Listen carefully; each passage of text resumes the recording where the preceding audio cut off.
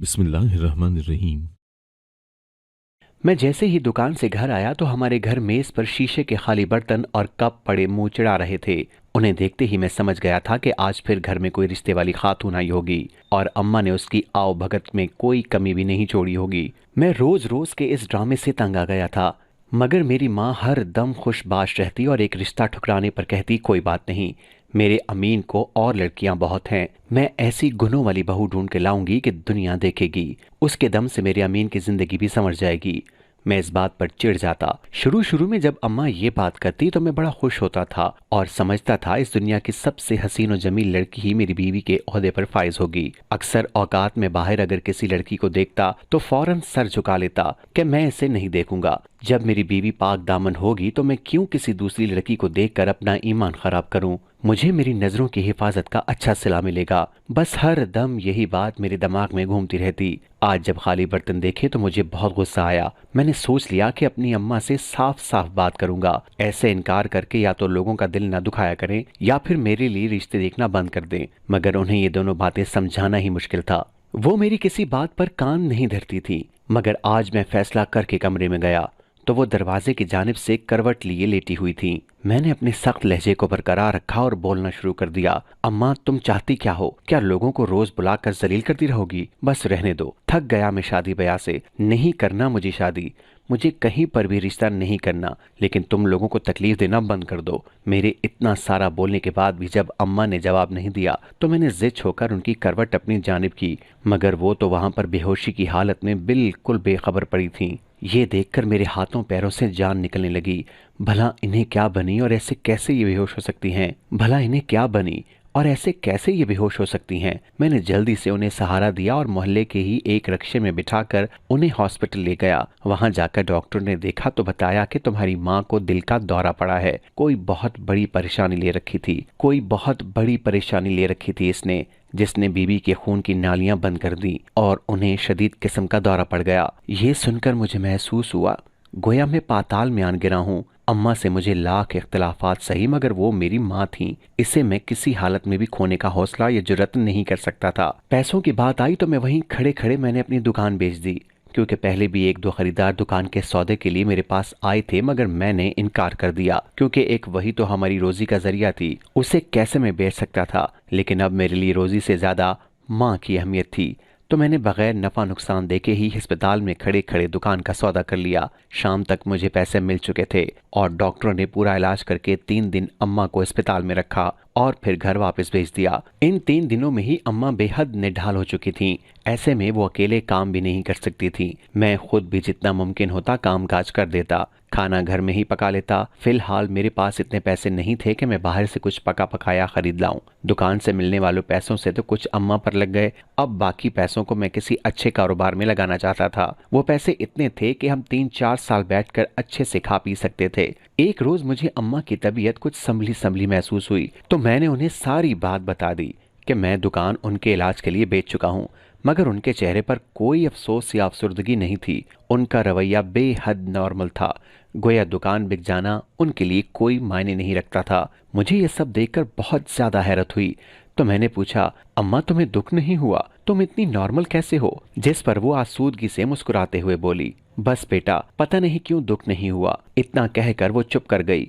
मैंने मजीद उन्हें बताया कि इन पैसों में से कोई अच्छा कारोबार करने का इरादा रखता हूँ, मगर अब की बार उनके चेहरे पर हैरत थी। वो बोली, क्यों कारोबार क्यों करना है? मैंने कहा, क्यों नहीं करना, फिर हम खाएंगे कहाँ से? मगर अम्मा के चेहरे पर फैलती अजीब सी बेचैनी मुझे भी तशवीश में मुब्तला कर गई। मैं दिल ही दिल में दुआएं मांगने लगा कि कहीं अम्मा की तबीयत न खराब हो जाए। अम्मा ने जब अपना मशवरा दिया तो मैं चंद लम्हे तो उनकी बात का जवाब ही नहीं दे सका। अम्मा के मुताबिक कारोबार करके क्या करना है? जो पैसे हैं वो बैठकर चुपचाप खाओ, जब खत्म हो गए तो कोई ना कोई वसीला बन जाएगा। लेकिन अम्मा, ऐसा कैसे चलेगा?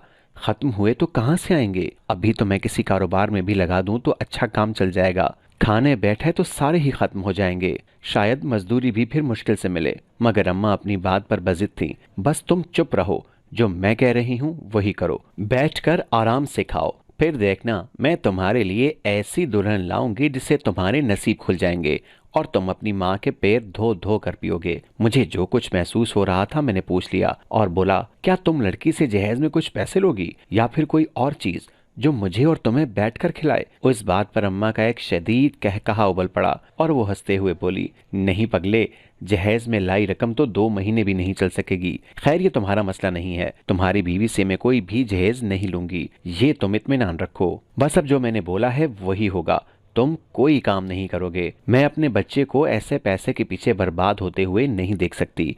वो दुकान तो तुम्हारे बाबा छोड़ गए, वरना मैं नहीं चाहती थी कि तुम खून पसीना एक करके दिन रात कमाई करो। ये तो अच्छा हुआ मेरी बीमारी के बाइस वो दुकान तुमने बेच दी, वरना मैं खुद ही तुमसे बेचने का कह देती। अम्मा ये बातें करते हुए खपती लग रही थीं। मेरा दिमाग समझने से कासिर था। मैं अम्मा को कैसे समझाऊं, मगर वो फिर भी अपनी बात पर बजिद थीं। फिलहाल के लिए मैंने वो बात वहीं रोक दी। मुझे लगा शायद अपनी बीमारी के बायस अम्मा को समझ नहीं आ रहा वो क्या बोल रही हैं। एक मर्तबा वो ठीक हो जाएंगी तो खुद ही समझ जाएंगी। ये सोचकर मैं चुप कर गया और खाना तैयार कर दिया। रोटियां मैं तंदूर से ले आता था और ऐसा ही हमारे घर का निजाम चल रहा था। जब अम्मा आराम कर रही होती तो मैं बाहर निकल जाता और दोस्तों से कारोबार के मुतालिक मशवरे लेता कि कौन सा काम ठीक रहेगा वगैरह वगैरह। इसमें जो मशवरा मुझे सबसे अच्छा लगा वो यही था कि मैं अपने चाय का ढाबा चौक में खोल लूं। वो एक चलने वाला काम था और खाना पकाना वगैरह मुझे वैसे ही आता था। मैंने दिल ही दिल में चाय का ढाबा खोलने का तहिया कर लिया। बस अब अम्मा की मंजूरी का इंतजार था कि कब वो हामी भरे और मैं बिस्मिल्लाह कहकर अपना काम शुरू करूं। मगर ऐसा मौका ही नहीं आया, क्योंकि अम्मा ने खुद ही मुझे बोल दिया कि अमीन, जितने पैसे बचे हैं वो तुम मुझे दे दो। मैंने पूछा वो क्यों? तो अम्मा ने बताया कि घर का खर्च चलाना औरत की जिम्मेदारी है। जब तुम्हारी बीवी आएगी तो उसे खर्च दिया करना। अभी तो मैं हूँ, तो तुम मुझे पकड़ा दो पैसे। मैं शौक के आलम में अपनी माँ को देख रहा था। वो अब बिल्कुल ठीक थीं। डॉक्टरों के मुताबिक उन्होंने बहुत जल्दी रिकवर किया था। मैंने अम्मा को समझाना चाहा कि मैं मर्द हूँ, ऐसे फारिग बैठकर क्या करूँगा, मगर उनकी एक ही जिद थी कि सारी उम्र तुमने कमाया ही है, अब तुम ऐश करो। मैं चाहकर भी उनकी जिद पूरी करने की हिम्मत नहीं रखता था। मजीद उनकी हालत भी ऐसी नहीं थी कि उन्हें किसी किस्म की परेशानी दी जाती। मेरे लिए दोनों तरफ खतरा ही खतरा था, आगे कुआं पीछे खाई वाला हिसाब। बिल आखिर मैंने तंग आकर अम्मा को बोल दिया कि मैं ऐसे फारिग नहीं रह सकता और मुझे शादी भी नहीं करनी। जैसे जिंदगी चल रही है अच्छी है, मैं मर्द हूँ, घर बैठा अच्छा लगूंगा। मगर इतना कहने की देर थी जब अम्मा की हालत फिर से बिगड़ना शुरू हो गई। डॉक्टरों ने मुझे बहुत सुनाई कि जब आप जानते हैं कि आपकी माँ कोई सख्त परेशानी बर्दाश्त नहीं कर सकती तो आप ऐसा क्यों कर रहे हो। वो जो भी कहें मान लें, उनसे बहस मत करें। सो मेरे सामने सारे रास्ते खत्म हो गए सिवाय अम्मा की बात मानने के। मैंने घर आते ही सारे पैसे उनकी हथेली पर रख दिए, जिन्हें देखकर वो बहुत ज्यादा खुश थीं। मेरी बार बार बलाएं लेती नहीं थकती थीं, जबकि मैं चुपचाप उन्हें सब कुछ करते देख रहा था। उन्होंने वो पैसे मांगे भी इसीलिए थे कि कहीं मैं बाहर बाहर कोई काम न शुरू कर लूं। जैसे ही उन्होंने पैसे थामे, वापस मेरे रिश्ते देखने का अमल जोरदार तरीके से शुरू हो चुका था। मैंने लाख मना किया कि मैं शादी नहीं करना चाहता, मगर वो अपनी मन की ही कर रही थी। वैसे भी शादी करके मैंने बीवी के सामने शर्मिंदा ही होना था, क्योंकि अम्मा की हरकतें बिल्कुल सठियाई हुई थीं। तो क्या मैं सारी उम्र अम्मा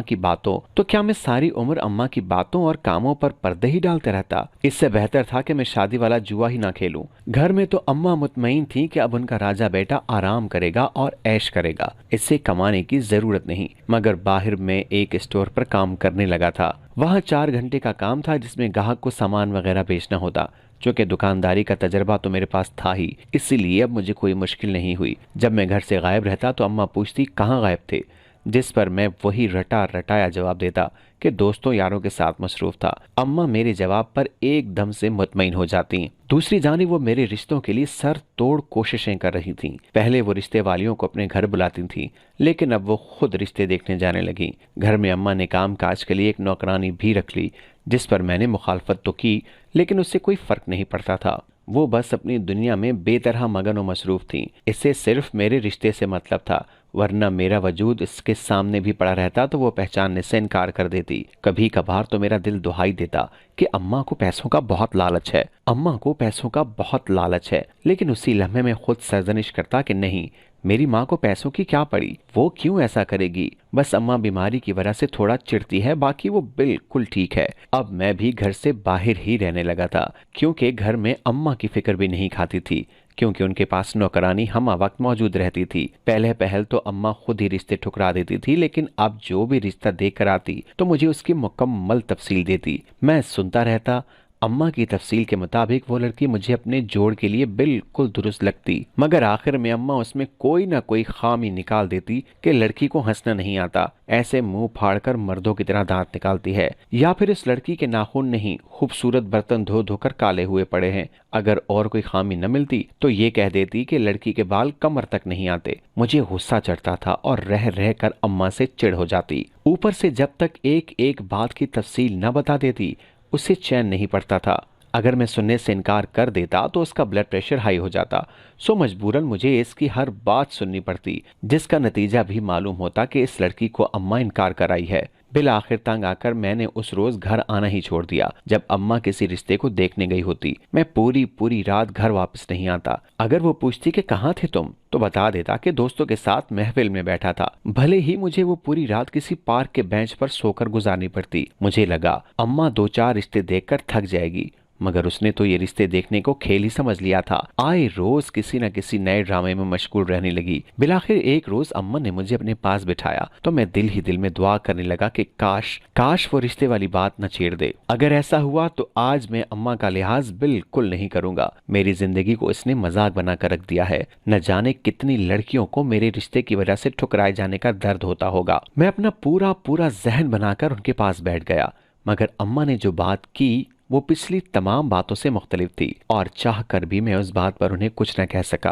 अम्मा ने कहा कि वो कल गांव जाकर पीर साहब से मशवरा करेंगी कि कैसी लड़की से तुम्हारा रिश्ता किया जाए। मुझे यकीन है उनकी सलाह हमें जरूर मदद करेगी और मैं तुम्हारे लिए एक सही जोड़ का रिश्ता ढूंढने में कामयाब हो जाऊंगी। मैंने इस बात में सर हिला दिया, लेकिन उन्हें बावर करवा दिया कि ये सब आखिरी बार है। 1 महीने के अंदर अंदर अगर कोई रिश्ता मिलता है तो ठीक, नहीं तो मैं शादी हरगिज नहीं करूंगा। अम्मा ने मुझे मुकम्मल तसल्ली करवाई कि इस बार वो अपने इरादे में जरूर कामयाब होंगी और बहुत जल्द अपने पुत्र के सर पर सहरा सजा देखेंगी। मैं भी मुतमईन हो गया कि चलो इस तरह अम्मा जो फैसला करने में तो आसानी हो जाएगी, वरना जब तक जी चाहेगा ऐसे ही जूतियां चटखाती रहेंगी। अगले रोज ही अम्मा ने नौकरानी को साथ लिया और दोनों पीर साहब के पास चली गईं। मैं महसूस कर रहा था कि वो नौकरानी चंद ही रोज में अम्मा के बहुत करीब हो गई थी। इससे हमारे घर में होने वाली हर बात का इल्म होता था। मैंने भी 2 दिन सुकून से घर गुजारे, कोई फिक्र नहीं थी। नौकरी से जो पैसे भी मुझे तनख्वाह के तौर पर मिलते थे वो मैंने अपने बैंक अकाउंट में जमा करवा दिए थे। यही सोचा था कि मुस्तकबिल में इतने हो जाएं कि इनसे कोई और कारोबार कर सकूं।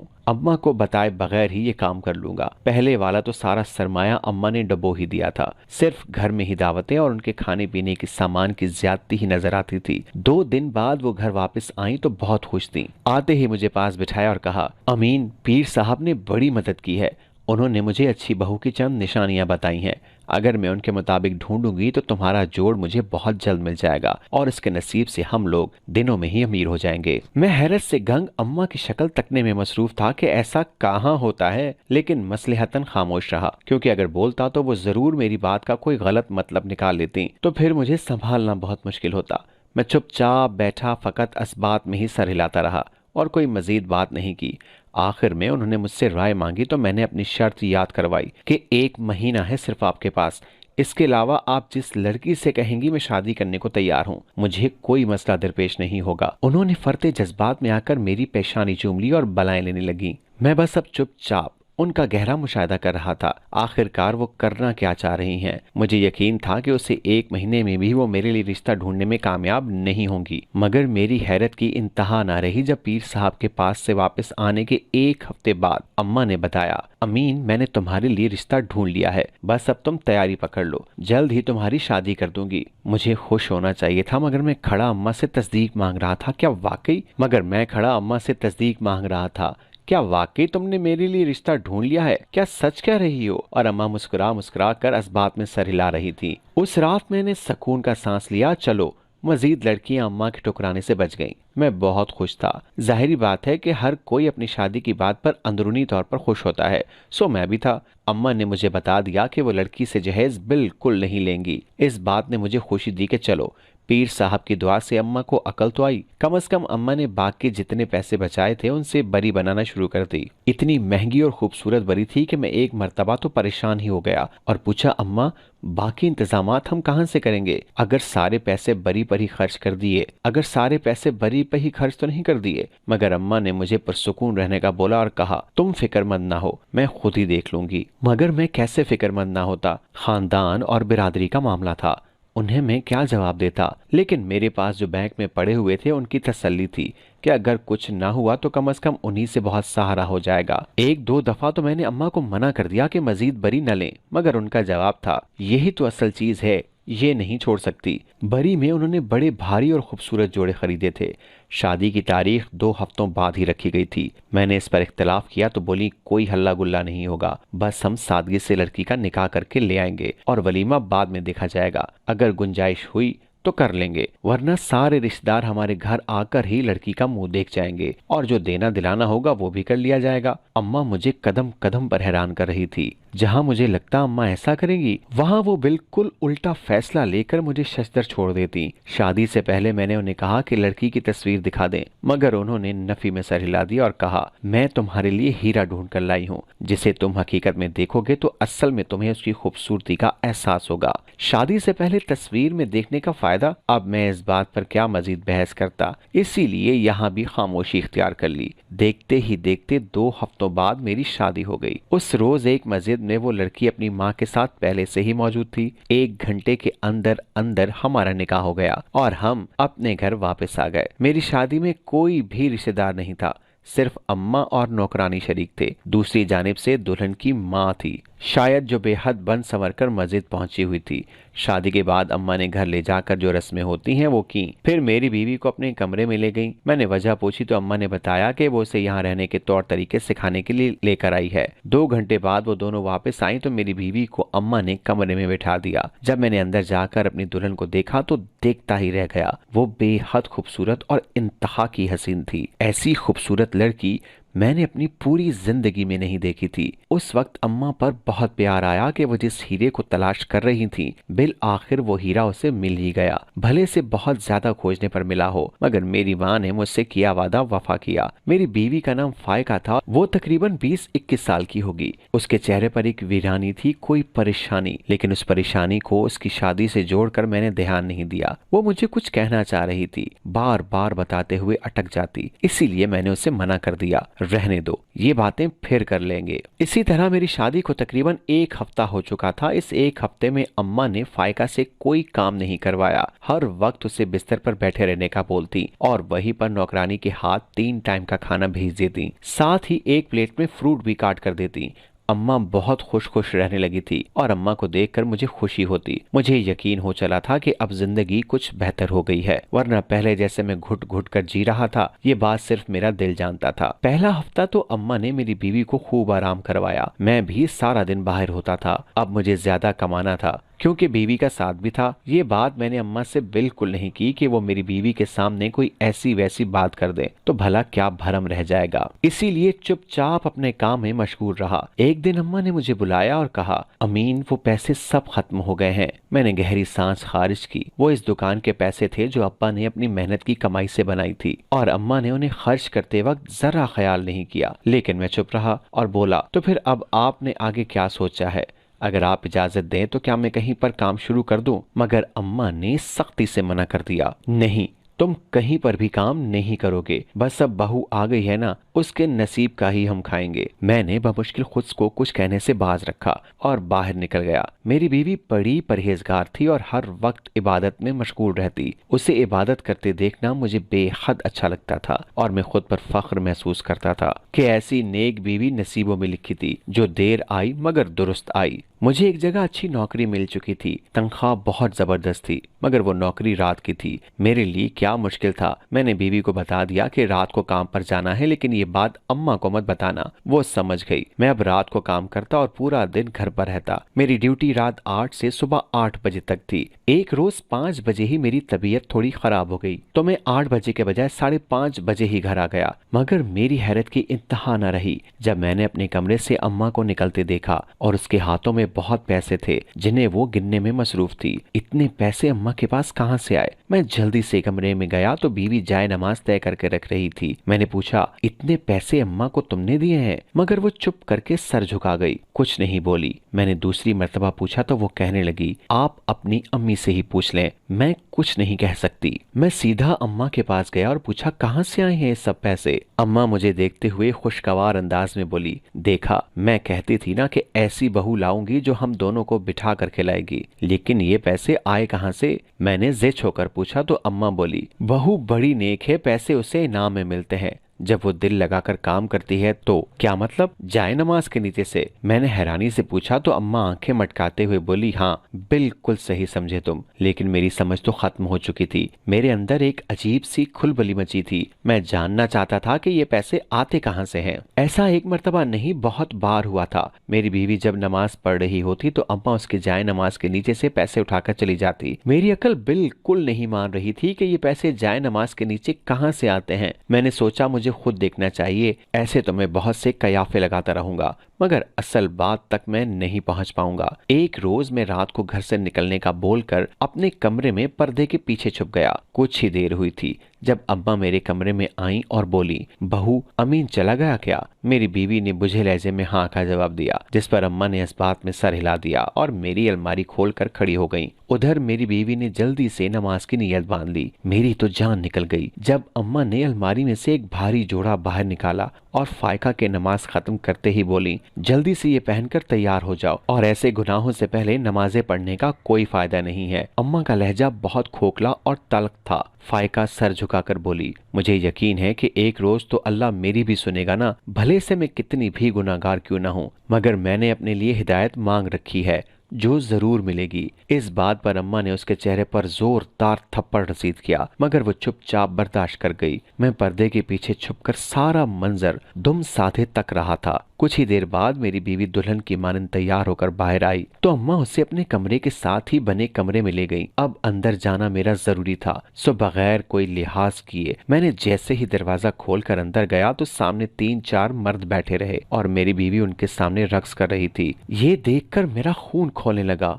और मैंने वहां बैठे तमाम मर्दों की धुलाई शुरू कर दी। अम्मा जो साथ ही खड़ी थी ये सब देखकर घबरा गईं। मेरी बीवी भी रोने लगी और बोली, और मारो इन्हें, बहुत मारो अमीन, इन्हीं की वजह से मैं आज यहाँ हूँ। ना ये पैसे लेकर आए ना मुझे इनके सामने नाचना पड़े। वो रात मेरी जिंदगी की कयामत बर्पा कर देने वाली रात थी। उन आदमियों को वहां से भगाने के बाद मैंने अम्मा से पूछा ये क्या था, मगर वो हकलाने लगी। फिर बोली, तुम्हारी बीवी तो है ही रक्कासा। मैंने उसी लम्हे अम्मा को खामोश रहने का बोला और फायका से कहा, तुम बताओ सच क्या है? उसने बताया कि मैं एक शरीफ घराने की लड़की थी। अम्मा अब्बा मर गए तो ताई ने कोठे पर भेज दिया, वहां मैं रक्कासा बन गई। तुम्हारी माँ ने मुझे कोठे की मालकन से खरीद लिया और मुझे लालच दिया कि वो मेरी शादी अपने बेटे से करवाएंगी। मैं बहुत खुश थी। मुझे यकीन आ गया था कि अल्लाह ने मेरे लिए आसानी कर दी है, मगर ये मेरी महज खुशफहमी थी। शादी के बाद तुम्हारी माँ ने मुझे धमकी दी कि मैं रोज चंद मर्दों के सामने वैसे ही रक्स करूंगी जैसे कोठे पर करती थी। अगर ऐसा न किया तो वो अमीन को सब बता देंगी। बस यही मेरी कहानी है। मैं रोज अल्लाह से दुआ करती थी कि आप खुद ये सारा माजरा देख लें। मैं रोज अल्लाह ताला से दुआ करती थी कि आपको खुद ही सच पता चल जाए और आज पता चल गया। मैंने अम्मा से पूछा, मैं मर गया था क्या कमाने के लिए? तो वो बोली, तुम मेरे अकलौते बेटे हो, मैं नहीं चाहती कि तुम कमाने के पीछे हलकान हो। मगर मैंने वहीं पर अम्मा से अपना सारा ताल्लुक खत्म किया और बोला, ये बताया था पीर साहब ने कि कैसी रक्कासा ढूंढनी है बेटे के लिए। अम्मा मुझे समझाती रही मगर मैंने फायका को साथ दिया और वो घर छोड़ दिया। फायका बहुत डरी हुई थी। वो मुझसे बार बार पूछ रही थी कि क्या आप मुझे छोड़ देंगे, मगर मैंने उसे एक नया घर खरीद कर दिया और वहां उसे अपनी बीवी बनाकर रखा, अपनी इज्जत बनाकर रखा, क्योंकि जो कुछ भी हुआ था उसमें फायका की कोई गलती नहीं थी। फिर मैं उसे सजा क्यों देता? आज हम दोनों मियाँ बीवी अपनी औलाद के साथ बेहद खुश और खुर्रम जिंदगी गुजार रहे हैं। अगर आपको आज की कहानी पसंद आई है तो वीडियो को जरूर लाइक कीजिएगा और अपने दोस्तों के साथ भी शेयर कीजिएगा और हाँ, अगर आपने अभी तक हमारा चैनल सब्सक्राइब नहीं किया तो जरूर सब्सक्राइब करें। मिलते हैं कल एक नई और दिलचस्प कहानी के साथ। अल्लाह हाफिज।